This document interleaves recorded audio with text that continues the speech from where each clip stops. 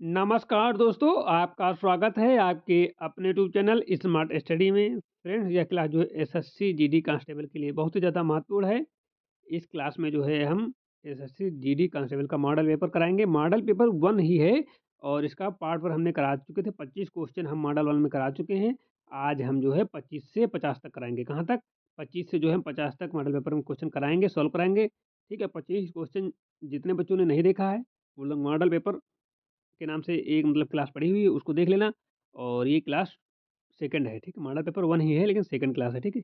यहाँ पर हम आपको बहुत ज़्यादा एग्ज़ाम में आने वाले महत्वपूर्ण प्रश्न कराएँगे 25 से 50, ठीक है? 26 से 50 तक हम कराएँगे, टोटल 25 क्वेश्चन इस क्लास में, ठीक है? उसी के आगे हम आज की क्लास स्टार्ट करते हैं।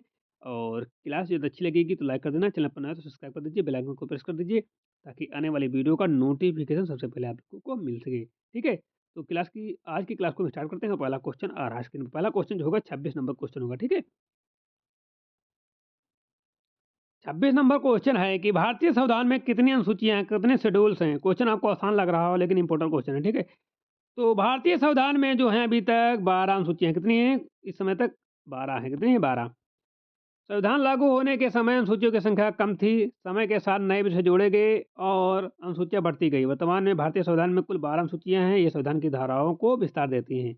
अगले क्वेश्चन पे चलते हैं। अगला क्वेश्चन है राज्यसभा को स्थायी सदन क्यों कहा जाता है? राज्यसभा को स्थायी सदन क्यों कहा जाता है? तो राज्यसभा कभी पूरी तरह भंग नहीं होता है, हर 2 वर्ष में इसके 1/3 सदस्य जो है सेवानिवृत्त होते हैं, बाकी सदस्य ही सदन में बने रहते हैं। इस निरंतरता के कारण इसे स्थायी सदन कहा जाता है। Option number B is right हो जाता है। अगला क्वेश्चन चलते हैं क्वेश्चन नंबर 28 पर। भारत में लोकसभा को भंग करने की शक्ति किसके पास है? तो भारत में लोकसभा भंग करने की शक्ति जो है राष्ट्रपति के पास है। राष्ट्रपति के पास संविधान के अनुसार जो है लोकसभा को भंग करने की औपचारिक शक्ति राष्ट्रपति के पास होती है। हालांकि यह कार्य मंत्रिपरिषद की सलाह पर किया जा सकता है, लेकिन संवैधानिक रूप से जो है अधिकार जो है राष्ट्रपति के पास ही होता है। Option number C is right हो जाता है। अगले क्वेश्चन पे चलते हैं कि संविधान का जनक किसे कहा जाता है? तो संविधान का जनक जो है डॉक्टर भीमराव अम्बेडकर को कहा जाता है। डॉक्टर भीमराव अम्बेडकर संविधान मसौदा समिति के अध्यक्ष थे। उन्होंने संविधान के अधिकांश प्रावधानों को तैयार किया है और उनकी भूमिका सबसे महत्वपूर्ण रही है। इसी कारण उन्हें संविधान का जनक कहा जाता है।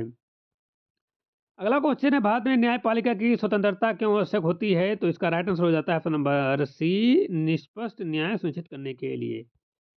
अगर न्यायपालिका स्वतंत्र नहीं होगी तो वह सरकार के दबाव में आ सकती है। ऐसी स्थिति में आम आदमी को न्याय नहीं मिलेगा। स्वतंत्र न्यायपालिका सरकार और नागरिकों दोनों पर निष्पक्ष रूप से कानून लागू करती है। इसी कारण लोकतंत्र में न्यायपालिका की स्वतंत्रता जरूरी मानी जाती है।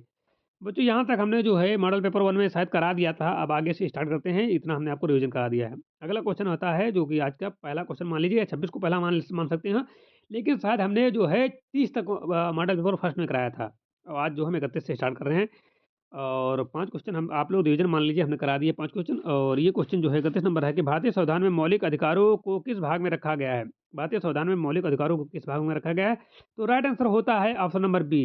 भारतीय संविधान को जो है भारतीय संविधान को भागों में बाँटा गया है। भाग 3 विशेष रूप से नागरिकों के मौलिक अधिकार से जुड़ा है। इन अधिकारों का उद्देश्य व्यक्ति की स्वतंत्रता, गरिमा की रक्षा करना और इसका उल्लंघन हो तो व्यक्ति सीधे सर्वोच्च न्यायालय जा सकता है। इसलिए मौलिक अधिकार भाग 3 में रखे गए हैं। Option number B is right हो जाता है, भाग 3।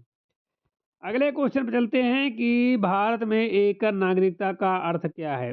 भारत में एकल नागरिकता का क्या अर्थ है? राज्य की अलग नागरिकता, केंद्र और राज्य की दोहरी नागरिकता, पूरे प्रदेश की एक ही नागरिकता या केवल राष्ट्रपति द्वारा दी गई नागरिकता? तो इसका राइट आंसर हो जाता है ऑप्शन नंबर 32 का हो जाता है सी। कुछ देशों में केंद्र और राज्य की अलग-अलग नागरिकता होती है, लेकिन भारत में ऐसा नहीं है। यहाँ व्यक्ति किसी भी राज्य में रहे, उसकी नागरिकता पूरे देश के लिए एक ही होती है। इसी को एकल नागरिकता कहा जाता है। ऑप्शन नंबर सी राइट हो जाता है, पूरे देश के लिए एक ही नागरिकता। संविधान में आपातकाल से संबंधित प्रावधान किस भाग में है? संविधान में आपातकाल से संबंधित प्रावधान किस भाग में है? तो इसका राइट आंसर हो जाता है भाग 18 में। ऑप्शन नंबर सी राइट हो जाता है। संविधान के भाग 18 में आपातकाल से जुड़े सभी प्रावधान दिए गए हैं। यही राष्ट्र, राज्य और वित्तीय तीनों आपातकाल का उल्लेख मिलता है। यह भाग संकट के समय केंद्र को विशेष शक्तियाँ देता है। राइट आंसर हो जाता है ऑप्शन नंबर सी। अगले क्वेश्चन चलते हैं, लोकसभा के सदस्य किसके प्रति उत्तरदायी होते हैं? तो इसका राइट आंसर हो जाता है ऑप्शन नंबर सी। लोकसभा के सदस्य जो है सीधे जनता के द्वारा चुने जाते हैं, इसलिए उनका उत्तरदायित्व सीधे जनता के प्रति होता है। अगर वे जनता की अपेक्षाओं पर खरे नहीं उतरते हैं तो अगले चुनाव में जनता उन्हें हटा सकती है। ऑप्शन नंबर सी राइट हो जाता है, जनता। बच्चों अगले क्वेश्चन चलते हैं कि भारत में कैबिनेट मिशन कब आया? तो भारत में कैबिनेट मिशन 1946 में आया था। कैबिनेट मिशन ब्रिटिश सरकार द्वारा भारत भेजा गया था। इसका उद्देश्य जो था संविधान निर्माण की प्रक्रिया तय करना था। इस मिशन की सिफारिश पर जो है संविधान सभा का गठन हुआ।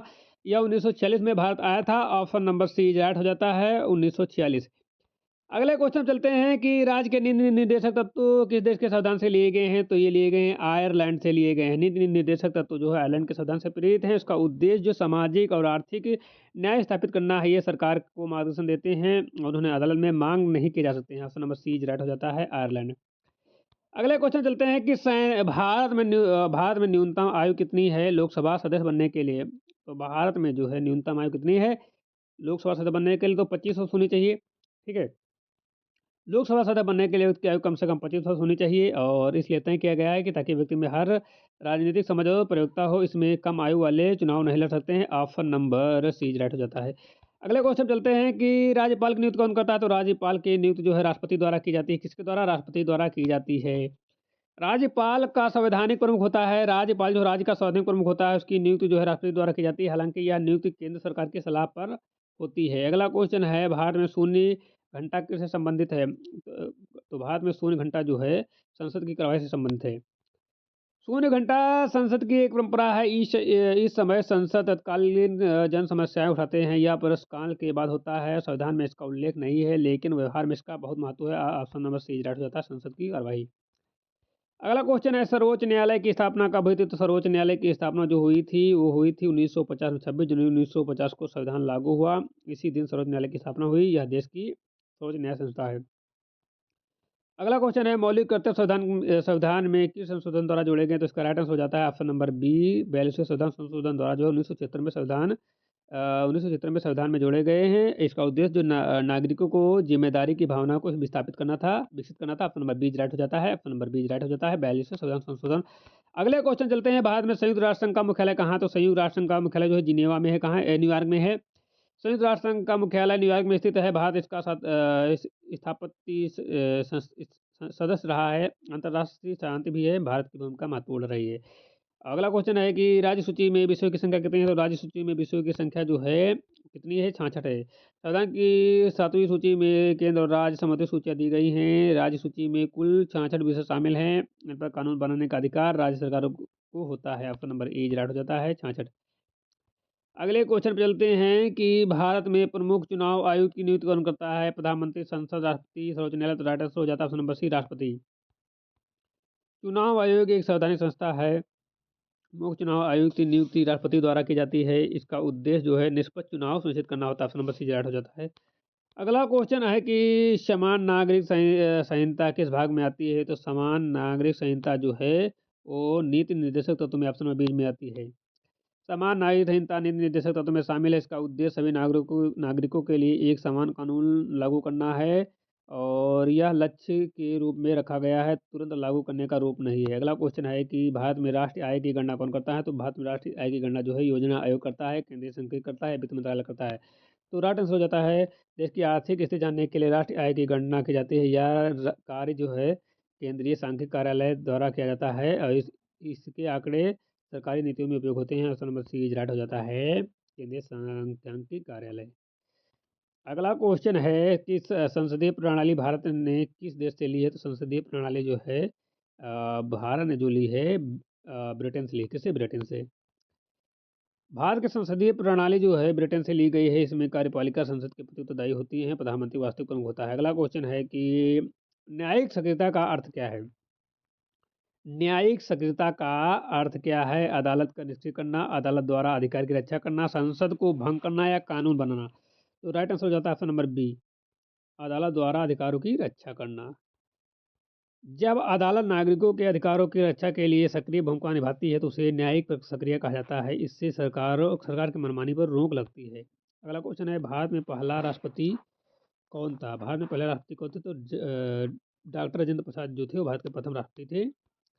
भारत के प्रथम राष्ट्रपति डॉक्टर राजेंद्र प्रसाद थे। उन्होंने संविधान लागू होने के बाद देश का नेतृत्व किया। वे 2 बार राष्ट्रपति रहे। अगला क्वेश्चन है, भारतीय संविधान को अपनाने की तिथि क्या थी? तो 26 जनवरी 1950 को भारतीय संविधान 26 जनवरी 1949 को जो है भारतीय संविधान को जो है अपनाया गया। इसी कारण इस दिन को संविधान दिवस मनाया जाता है 26 नवंबर 1949 को, ठीक है।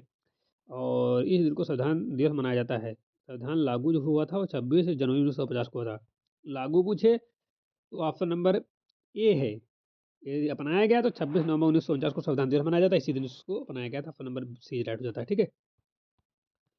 तो आज की क्लास यहीं पर समाप्त होती है। यदि आपको क्लास अच्छी लगी हो तो लाइक कर देना, चैनल पर नए सब्सक्राइब कर लीजिए, बेल आइकन को प्रेस कर लीजिए ताकि आने वाली वीडियो का नोटिफिकेशन सबसे पहले आप लोगों को मिल सके, ठीक है। तो मिलते हैं एक नई क्लास के साथ, तब तक के लिए जय हिंद, ठीक है।